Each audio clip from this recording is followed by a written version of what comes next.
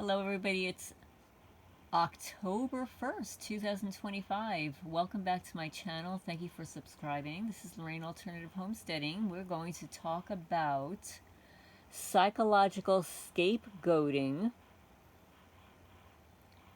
community mobbing, and mobbing in the workplace, and how mobbing in the workplace, the qualities and characteristics and tactics that are utilized in the workplace are very similar to what happens in your community with your gang-stalking neighbors, with your community watch group in the HOAs.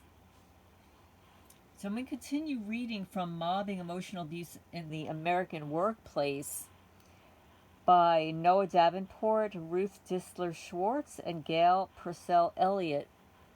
But before I get into it, please remember to hit the thumbs up. It helps the channel grow and get the message out there. And psychological scapegoating is the act of unfairly blaming an individual or a group for problems they did not cause. And it's often used as a way to deflect responsibility from the actual source of the issue. It's sort of like, when your neighbors call the cops on you or call the fire department because you're burning trash in your burn pit, like a quarter of a mile away from their house.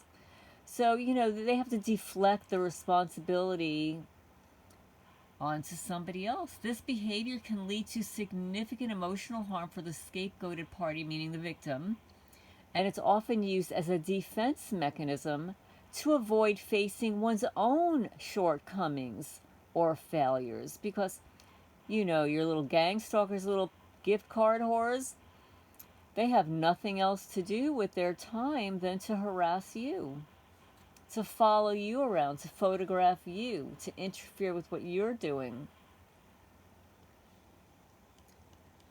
So, what is scapegoating? It's unfairly blaming an individual or a group for problems, failures, or tensions, and it's used to deflect responsibility, manage tension, or maintain power.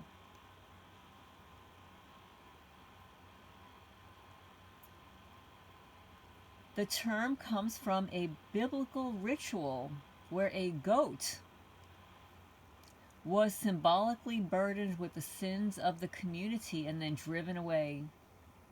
In psychology, it describes a similar projection mechanism.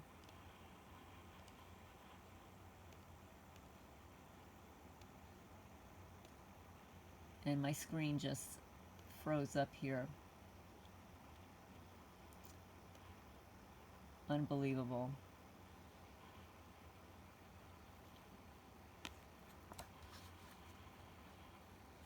People generally do not harass an individual based on who or she is, but rather based upon what that individual represents to them.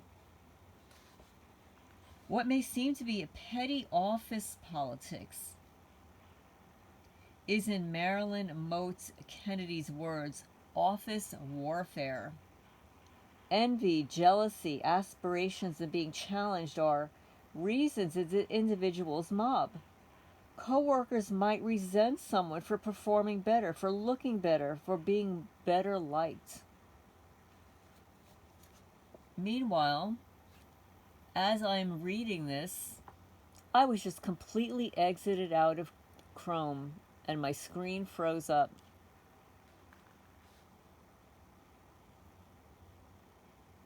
Competition is ubiquitous in all social, ethnic, and racial groups.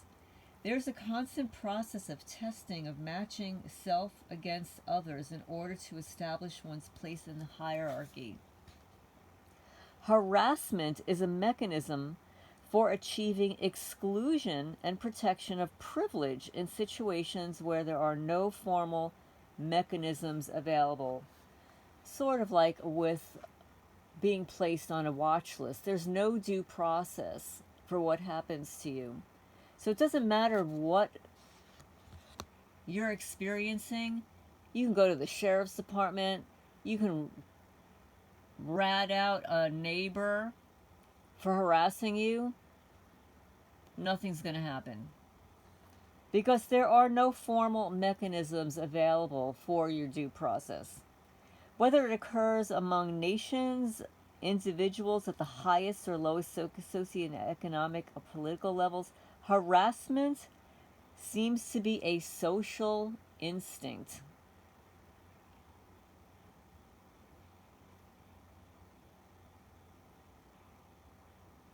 In the same way that a small dog of a species with an instinctive bird hunting abilities or an animal trained to hunt rodents goes through the entire ritual, even though there are no birds or no rodents around, human beings fall easily into harassment behavior even when there seems no rational objective.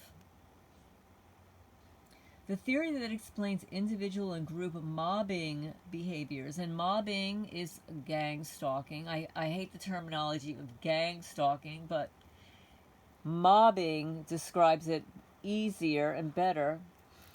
And it is a mobbing because it's not only one person. It's carefully coordinated. The theory that explains individual and group mobbing behavior as a genetic remnant from times past, like a mechanism that served groups well that had to fend off an enemy or that they had to hunt, and they cannot scientifically be discarded. However, it's equally valid that culture, societal values, and education can change and influence your genetic makeup. I mean, obviously that's true. But reverting back to psychology, we can't end this section without asking, why then do people, bosses, co-workers, and subordinates engage in mobbing behaviors on the job? And again, anything that we discuss about mobbing in the workplace, you can then carry over into your community because the patterns are exactly the same. The reasons are the same. It's just carried over from the workplace into the community where you live. We suggest that in some cases the mobbers themselves may have been victims of childhood traumas, horrific parenting that influence their lives in which they are not able to come to terms with. Wyatt and Hare's book, Work Abuse, is based on the theory that abusers and scapegoaters are acting out on the job in their new family because of how they have internalized and dealt with feelings of shame and fear in their childhood. These mechanisms are unconscious, but may, in conductive circumstances, impact their adult behaviors powerfully. That is, if you really want to understand the nature of the people that are harassing you. I don't really care what happens in their childhood. By the time you reach 30, 40, 50s and beyond, you need to get over that shit and start treating people well. Why do mobbers seldom come alone? Well, to find an answer to this question, theories derived from social psychology and group dynamics are very helpful.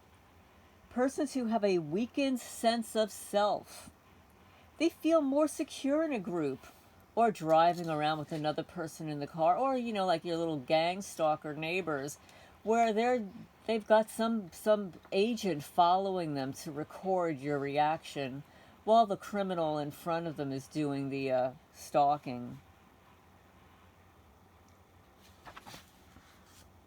They often vulture, and I love the way they use this terminology, vulturing and vulture, in this book. They often vulture, lacking the courage to listen to their conscience. They find their identity by associating with someone that they are believed are stronger, respected, and idolized. You know, like the little paid-for-hire informants that work with the sheriff's department or the lawyer or your local judge or whatever. You know, they look up to those people because they're the ones that are having them sign the non-disclosure agreements. I think what happens, says Dr. Westhus, is that beyond some threshold, mob psychology takes over. like a pack of dogs. They use a pack of dogs. You know, like the dogs the Freemasons let loose on your property. The only relevant reality at this point, far beyond any personality characteristic, is either the mobbee or the leading mobster is the pack, the herd, the number of individuals having surrendered themselves to something bigger. So they're like a pack of wolves. They call it vultures. They're a bunch of vultures. You ever seen vultures in the sky hovering around, wanting to strike down and like pick up your chicken or your dog or your cat or something? Yeah, a bunch of vultures. I like I saw a new YouTube creator who is documenting his gang stalking experiences, his community stalking, and he calls them parasites. So we need to add that to my POPs, you know, POPs, predators on patrol. Now it's parasites on patrol, perpetrators on patrol, pedos on patrol. Why does the mobbing continue even after resignation or expulsion? Like even after you leave your job, your place of employment, it sometimes persists. Well, this is what mobbing and stalking and being harassed and being in the program is all about. It doesn't end when you leave your job. It'll follow you to your next job. So mobbing sometimes continues after individuals have left the organization. Although this can rarely be proven, well, that's not necessarily so. Slandering continues. Some interview partners even reported that they have been personally hounded months after they left the organization. This ongoing mobbing, even after individuals are no longer connected with the organization, seems to justify the mobber's previous behavior and upholds the organization's decision to mob you out, you know, not take responsibility for what they did to you. They try to defend themselves by continuing to destroy the victim's reputation and by preserving the myth of the difficult employee, or like the difficult homeowner, the difficult person in the community, the one that they've been harassing since the day you moved there, right?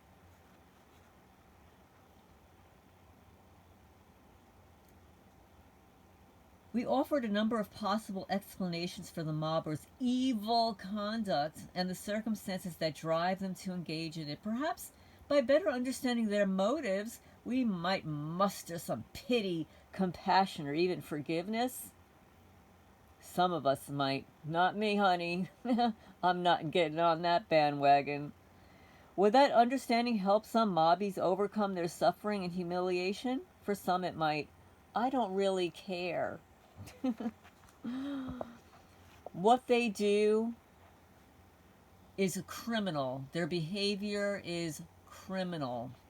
It is intentional, it is deliberate, it is contrived, and it is done deliberately to harm a person. These people should be in prison. They have committed felony crimes. Stalking is a felony in every state.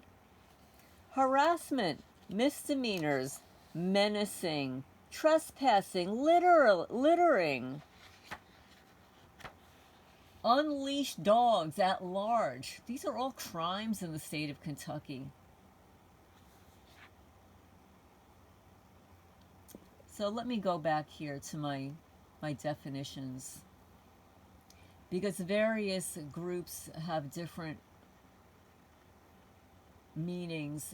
So in the Simply Psychology online, it's simplypsychology.org, they call it they have a scapegoating theory. It's called Durkheim's, I mean, my page is glitching here. 1 second, guys. This is an advertisement that keeps popping up and it won't disappear.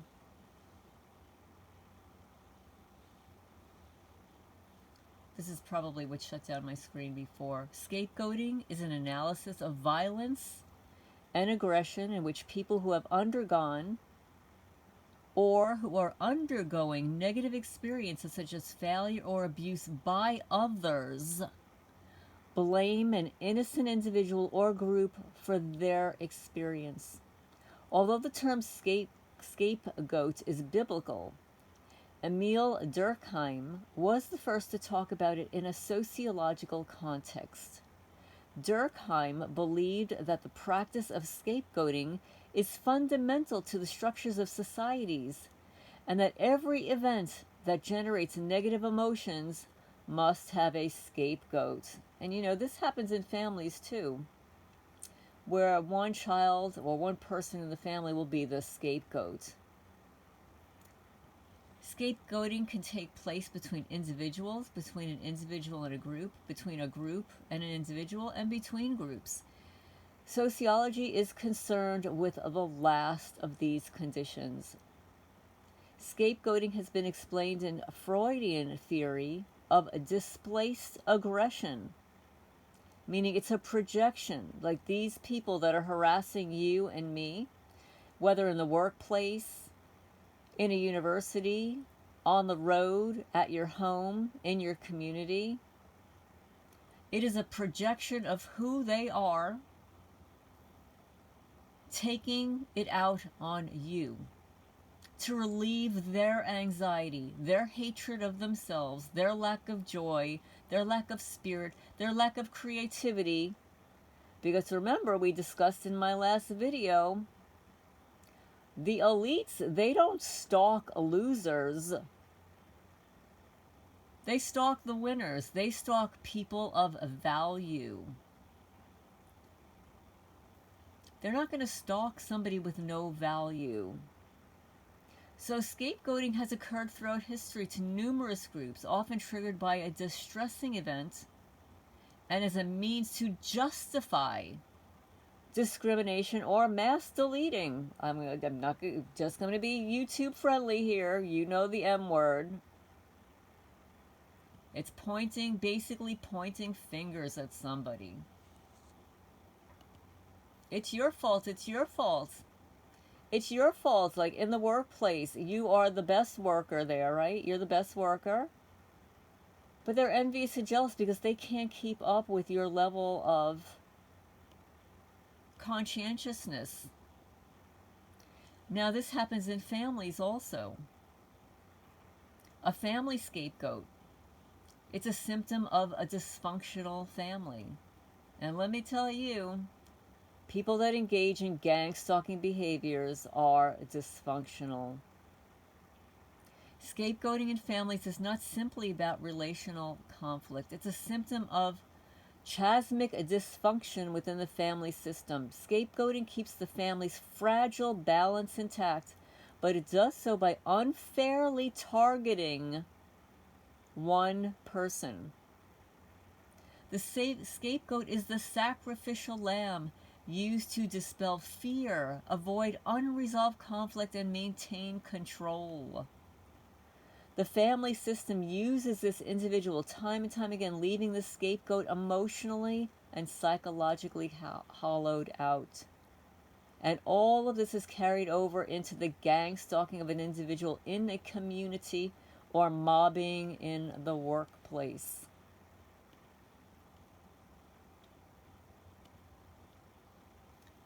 Now let's see if I can pull up what I was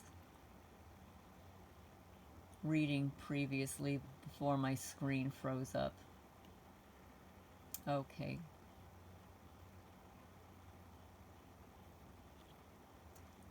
Why do people and groups use scapegoating? Ego protection? When someone can't face their own mistakes, they shift the blame to another person to protect their self-image. Control and power by labeling someone as the problem, quote unquote, a manipulator can unify others against that person and consolidate their own influence. And this is mobbing.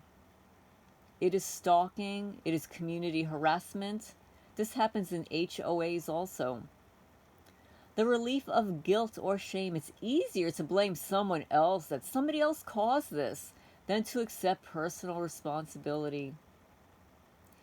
an organizational or community level, managing tension. In workplaces, in neighborhoods, or families, scapegoating can temporarily reduce group tension by creating a shared enemy. You know how the FBI, you know my favorite Bureau of Investigation, they'll say that you're an enemy of the state. Meanwhile, you're some innocent person just going about your daily businesses, but you know, it's called job security. There's not enough crime in this universe. They have to create it by picking on innocent people, mobbing them, creating an enemy of the state. All right, you're just a person of interest. We're really interested in you because you're so valuable to us, because we're greedy little effers, right?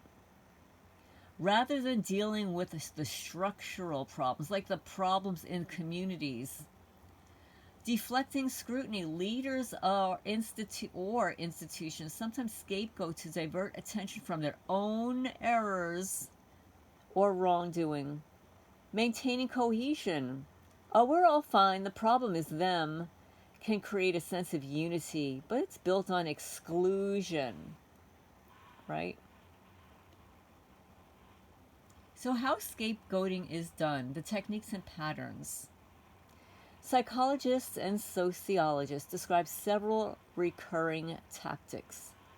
Well, the first technique is blame shifting. Would be pinning the mistakes and bad outcomes on one person or group regardless of the evidence.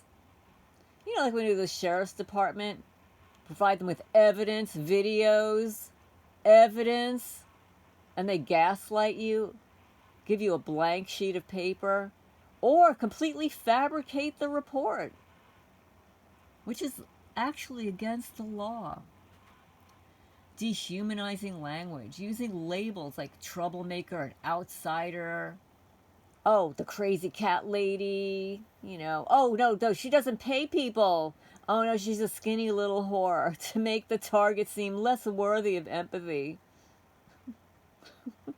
Rumors and social isolation, spreading negative stories to turn others against the target, excluding them from decision-making or social groups. Like, really, guys, you really don't want to be part of their decision-making or their social groups. You know, because it becomes contagious. You don't want to be part of that nonsense. Projection, accusing the target of traits or behaviors that the accuser actually exhibits. Gaslighting, undermining the target's perception of reality so they appear unstable to others.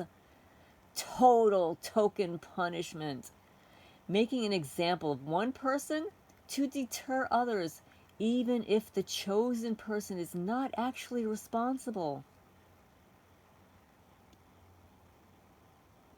So who tends to use scapegoating? Individuals with narcissistic or authoritarian tendencies often scapegoat to protect their ego or dominance. Groups with poor conflict resolution skills, families, workplaces, religious or civil groups, may unconsciously scapegoat one member as a pressure valve. Sort of like when I mentioned to my neighbor, you know, Jezebel with blue lights on, about what targeting was about. And she has the audacity to say, do you mean that I could do anything to you and get away with it? Wow. Wonder where she falls on the list of sociopathy.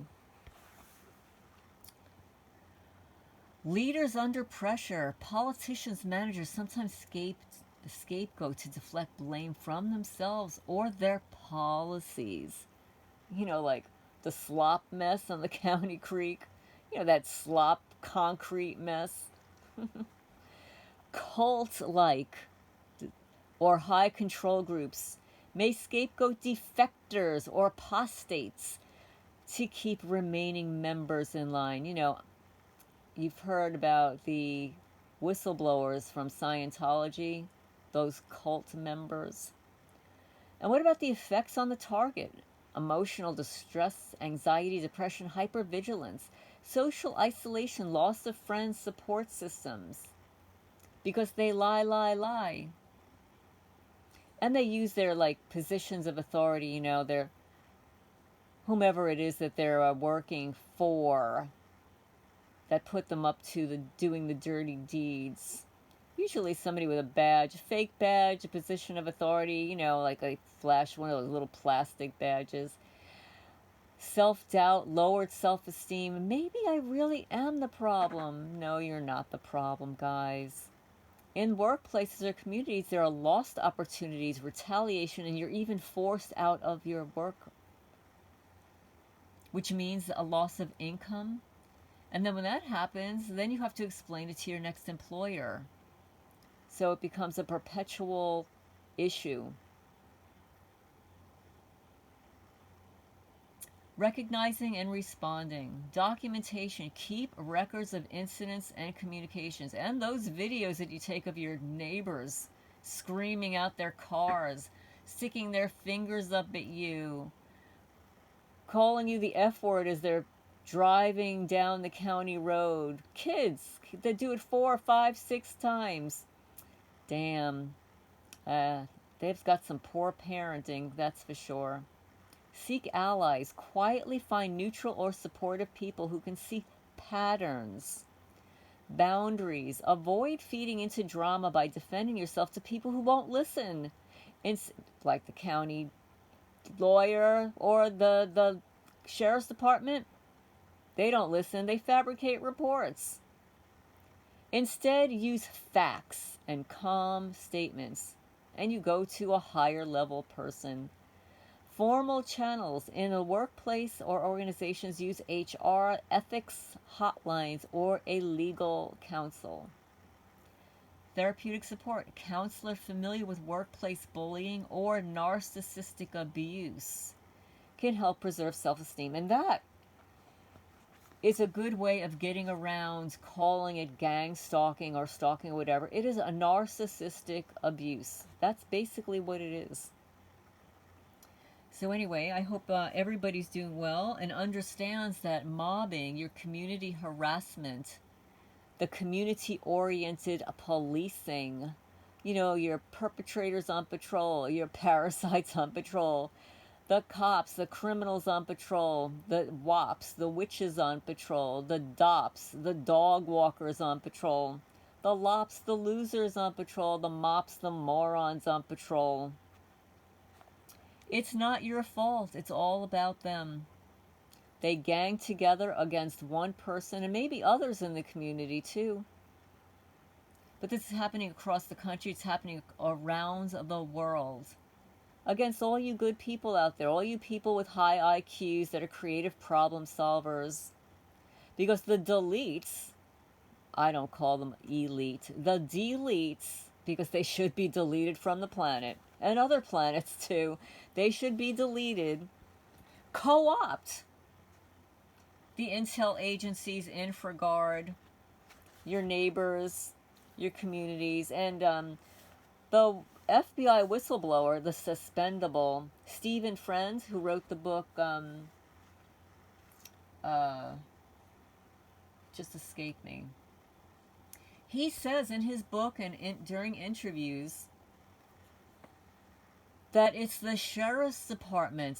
The sheriff's department does not have to invite these federal programs into their communities. They can say no. They don't need to bring this into their communities. And if they do, then they're involved. They're complicit. So, I'm going to end on that note. Until evil is named, it cannot be addressed. This book on mobbing, which is a common and bloodless form of workplace mayhem, proceeds with brilliance and shows its roots and possible cures. And again, this book is from 1999, so there's been a lot of research and videos, peer-reviewed articles on mobbing, not only mobbing in the workplace, but mobbing with regard to community harassment, stalking, felony stalking. So I hope everybody's doing well. I'm going to sign off for now. Please remember to hit the thumbs up. It helps the channel grow, get the message out there. And this beautiful, original little mini art, Hummingbirds and Flowers, is by Mary King. And you can find her at maryking.com and on eBay.